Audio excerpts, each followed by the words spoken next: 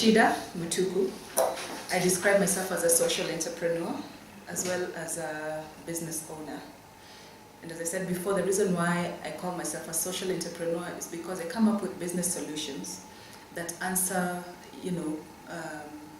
problems in the society. We have very many social needs in Africa, and these need to be tackled so that Africa can reach its fullest potential. Now, we're in very many sectors. Some of them are gender. We tackle issues where gender is concerned, where low-cost housing is concerned, so that we get people out of the slums. You're very ambitious. As a social entrepreneur, you've got to dream impossible dreams. Yeah, so we're very ambitious. We're saying we want an Africa where there are no slums, where there is dignity. Everybody is living at least in a nice house, not luxury, but a decent house. So we're in low-cost housing as well.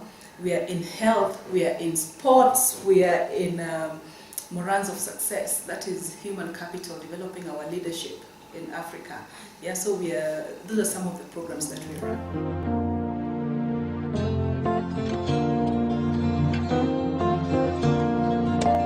What drives me, I'm very passionate about our continent. I see a lot of opportunity, I see a lot of potential.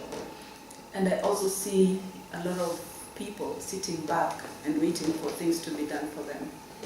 And I say that's not the way we are going to, to develop ourselves.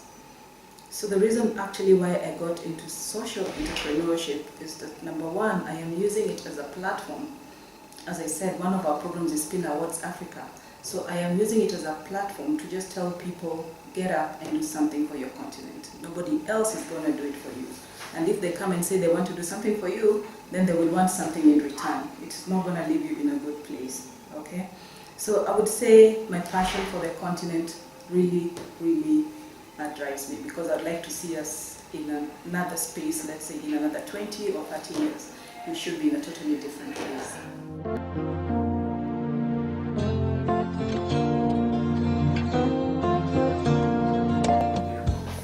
I'll tell you what, I worked in the corporate sector for about 10 years. I worked for some of the best companies, East African Breweries Limited, Unga Group, Africa Online. But then there was always one thing that I wasn't satisfied with. First of all, I wasn't fulfilled. I just felt there's something more bigger that I needed to do to impact on the society. I never used to get that. Now, what that happened for me in terms of witnesses in such a setting, it translates to being sort of rebellious in nature, not rude, just rebellious. When you're asked, you should do something in a certain way, then you're always proposing that you can use another route to achieve an even bigger impact. And at times in corporate, you've sort of got to follow the laid down procedures and things like that. So that turned into a weakness. However, when I'm running my business right now, I think it is one of the greatest strengths. You do things at your own pace, at any time, yeah? Whichever way you see, whichever way you dream it, because most of the time you'll be told, in certain settings you'll be told that is impossible. But when you're running a business like this, then absolutely nothing is impossible. You try it. And it's not that you won't fail. At times you do fail, yeah? A lot of times you fail, yeah? But the ones that really break through, they really have an impact. So I would say that rebellious sort of, being in a hurry, wanting to create an even bigger impact, especially in the society, that didn't work for me well before, but now it is really working. It has turned out to be a good strength.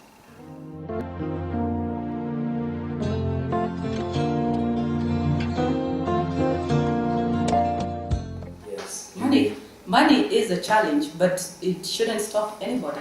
In fact, it's very funny. I was in Johannesburg. I just came back yesterday. So my meeting yesterday morning, we got into a discussion, a wayside discussion about, startup companies. Somebody was saying the usual thing, 75% fail. Is it 75 or 90% fail in the first 5 years of business? And then they were saying the reason is because of cash flow. Now, before, I would have agreed with them. However, having run my business for a certain number of years, cash flow is very important, but it is not what drives people out of business.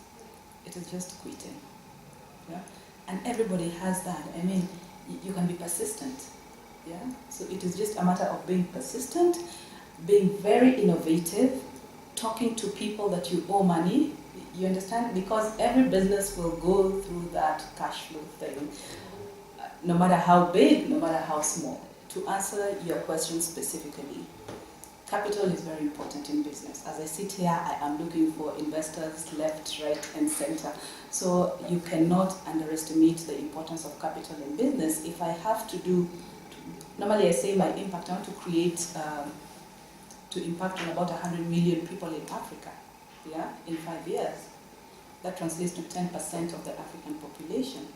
How am I going to do that? Through these programs I can do that. But for those programs to run, to be executed, then I will need the capital to run them, okay? But I cannot sit back and say, I don't have $1 million, so I'm not going to do it. Use what you have, where you are. Right now we are creating some impact with some of our programs and we don't still have that $1 million. So you don't sit back, you use what you have and you keep on getting the momentum. And people see what you do, they're interested, they come on board.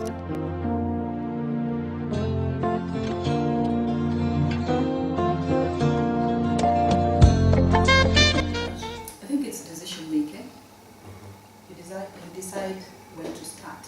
That is a big challenge for most people because they do not make that decision that I want to start. And even if they make that decision, then there is probably discouragement from people very close to you, around you.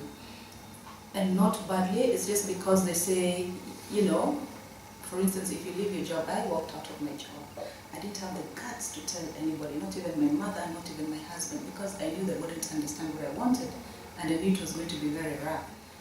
But then it's about the desire that you have, the focus that you have, the determination, the intuition, you put all those things together, and then you make your decision.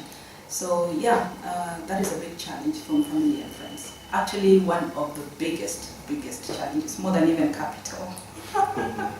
Yeah, and then there's another thing which is a belief in yourself, how you're wired internally. If you don't believe in yourself, I said I'm going out to run my business. I didn't have enough capital, I didn't have A, B, C, D, I didn't have the support that I needed, but it's totally got to believe in yourself as well. Yeah. Most people don't, which is a challenge.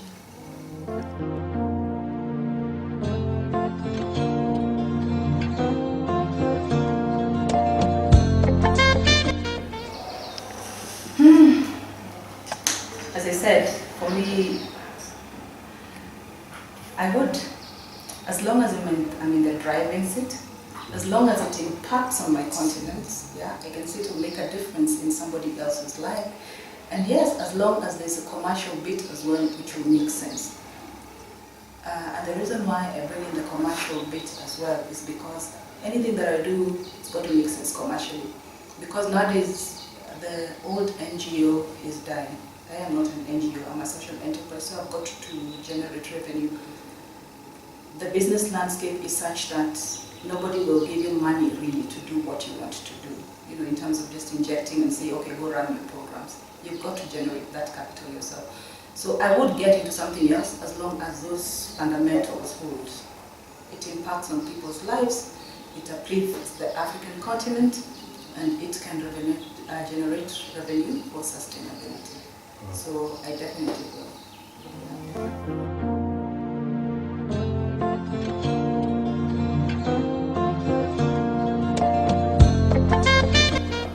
I think it's very simple. It's a matter of asking yourself, what impact am I creating?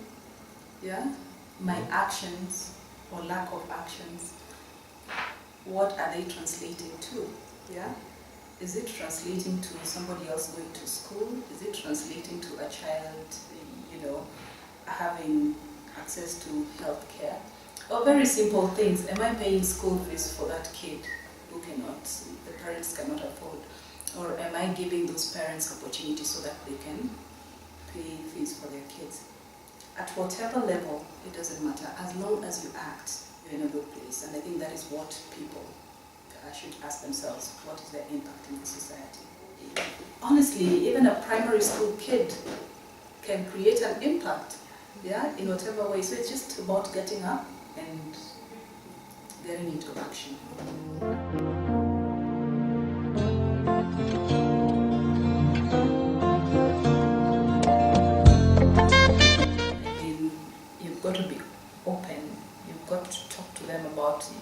to sort of involve them in what you're doing, even by just talking to them. Today I did 1, 2, 3. Slowly by slowly, they will start being drawn into your business and buying into what you do.